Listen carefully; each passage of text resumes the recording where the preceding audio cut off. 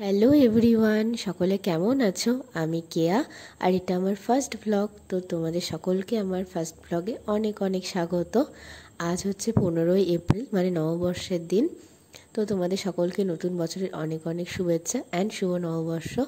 তো সকাল সকাল নিজের ঘরটাকে সুন্দর করে সাজিয়ে তবে নিজে সুন্দর করে রেডি হয়ে গিয়েছিলাম মন্দিরে। আর তখন বাজে ওই সকাল 10:30 মতো। আমার বাড়ি থেকে মন্দির একদমই কাছে, কিন্তু তাও আমি আর মা টোটো করে গিয়েছিলাম। তার কারণ ভাবছিলাম হয়তো দেরি হয়ে যাবে মন্দিরে যেতে, তাই টোটো করেই চলে গেলাম। আর তখন তো পুজো হচ্ছিল, তাই জন্য আমি আর মা কিছুক্ষণ ওয়েট করছিলাম। আর এখানে দাঁড়িয়ে আমি কয়েকটা ছবি তুললাম আর ভিডিও করলাম। আর পাশে একটা শিব মন্দির আছে। আর আমি তো মন্দিরে পুজো দিতে গেলে শিব মন্দিরে গিয়েও পুজো দিই, তাই জন্য মাকে বললাম যে মা গাছ থেকে বেলপাতা নিয়ে নাও, কারণ বেলপাতা বাড়ি থেকে আনতে আমি ভুলে গিয়েছিলাম। তাই পাশে মন্দিরে গিয়েও পুজো দিয়ে এলাম। আর তারপরে এসে আমাদের পুজোটাও দিয়ে নিলাম।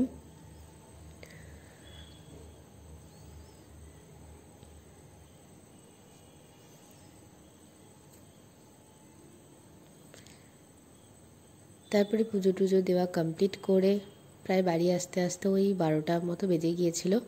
আর বাড়ি এসে তো বাড়ির পুজোটা আমি আর মা মিলেই করছিলাম সেদিনকে। আমি তো রাধাকৃষ্ণকে স্নান করিয়ে দিয়ে নতুন জামা কাপড় পরিয়ে দিলাম। আর মা ওদিকে বাদবাকি পুজোটা করছিল, সমস্ত ঠাকুরদের ফুল দিয়ে সাজাচ্ছিল। আর আমি তো এখানে রাধা মায়ের ওড়নাটা ঠিক মতো সেট করতে পারছিলাম না, তারপর অনেক কষ্টে ঠিকঠাক করে পরিয়েছি।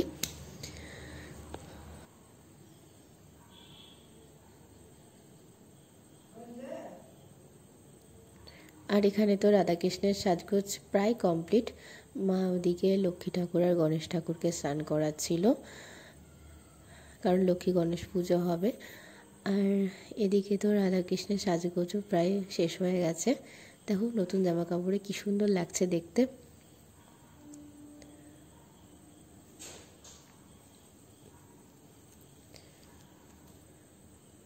আর এদিকে তো মা একটা গাঁদা ফুলের মালাকে দুভাগ করে ছোট ছোট করে পরিয়ে দিয়েছিল, কারণ যেহেতু ছোট ঠাকুর তো বড় মালাটা পরাতে অসুবিধা হচ্ছিল, তাই জন্য। আর এটা হচ্ছে আমাদের ফুল ঠাকুর ঘর। দেখো কি সুন্দর ফুল দিয়ে সাজানো হয়েছে। তারপরে পুজো টুজো কমপ্লিট করে মা রান্না করছিল, আর তখন তো প্রায় দুপুর 1টা মতো বেজে গেছে। তো আমি ভাবলাম মাকে একটু হেল্প করি। মা ওদিকে মাটন কষা করছিল, আর এদিকে আমি একটু আমের চাটনিটা করে মাকে হেল্প করছিলাম, যাতে তাড়াতাড়ি রান্নাটা হয়ে যায়। সমস্ত রান্না শেষ হয়ে যখন আমরা খেতে বসি তখন তো দুপুর 2:30 প্রায় পেরিয়ে গেছে। তো আমি ভেবেছিলাম একটু ফ্রাইড রাইস বানাবো, কিন্তু আর সময় ছিল না, মানে অনেকটা বেলা হয়ে গিয়েছিল। আর এখানে লাঞ্চে তো ছিল ভাত, মাটন কষা আর আমের চাটনি। তো মা আমাকে জিজ্ঞেস করছিল মাটন কষাটা কেমন হয়েছে, আমি বললাম ভালোই হয়েছে। তো আজকের ব্লগটা এত পর্যন্তই। তোমাদের সাথে দেখা হবে আবার পরবর্তী ব্লগে। ততক্ষণের জন্য টাটা। আর আমার ভিডিওটা ভালো লাগলে চ্যানেলটা সাবস্ক্রাইব করে দিও, আর ভিডিওটাতে লাইক করো। রাধে রাধে।